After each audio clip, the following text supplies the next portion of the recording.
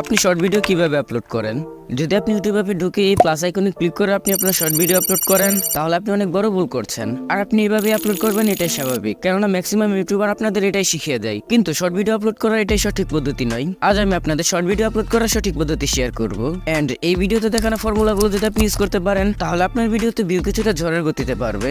So বেশি বগর না করে চলুন মোবাইল স্ক্রিনে চলে যাই এন্ড আপনাদের সরাসরি দেখিয়ে দেই। ওকে, সবার প্রথমে আপনাকে ইউটিউব অ্যাপটা ওপেন করে নিতে হবে। এরপর এখানে এসে আপনার ক্যাটাগরির একটা ভাইরাল শর্ট ভিডিওকে খুঁজে নিতে হবে। তো আমার ক্যাটাগরির একটা ভাইরাল শর্ট ভিডিও হচ্ছে এটা। এরপর এখানে ক্লিক করে ইউজ দিস সাউন্ডের উপর একটা ক্লিক করে দিবেন। তারপর এখানে ক্লিক করে আপনার কাঙ্ক্ষিত ভিডিওটি এখানে আপলোড করে দিবেন। সো আমি আমার কাঙ্ক্ষিত ভিডিওটি এখানে আপলোড করে দিচ্ছি।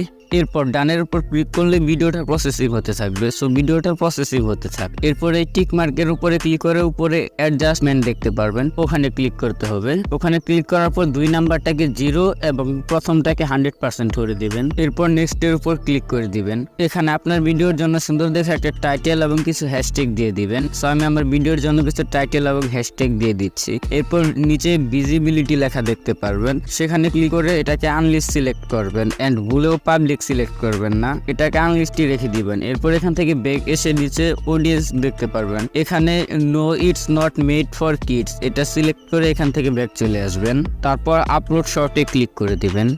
এরপর আপনাকে গুগল ক্রোমটা ওপেন করে নিতে হবে। এখানে সার্চ বারে টাইপ করতে হবে রিপিট ট্যাগ। রিপিট ট্যাগ লিখে সার্চ করার পর আপনার সামনে যে ফার্স্ট ওয়েবসাইটটা আসবে সেটাকে ওপেন করতে হবে। তারপর নিচে দেখতে পারবেন ইউজ ট্যাগ জেনারেটর, এখানে ক্লিক করতে হবে।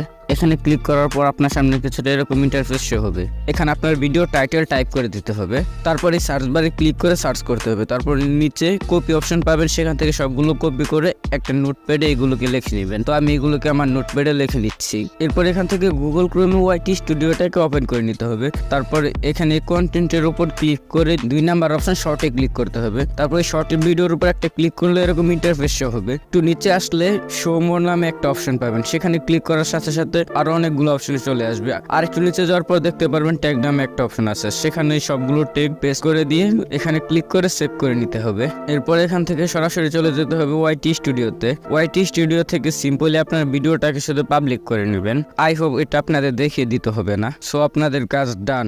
এবার আপনার ভিডিওটা প্রফেশনাল ভাবে আপলোড হয়ে গিয়েছে।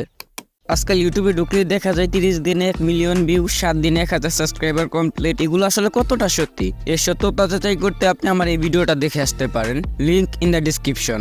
আবার সেখানে দেখা হবে।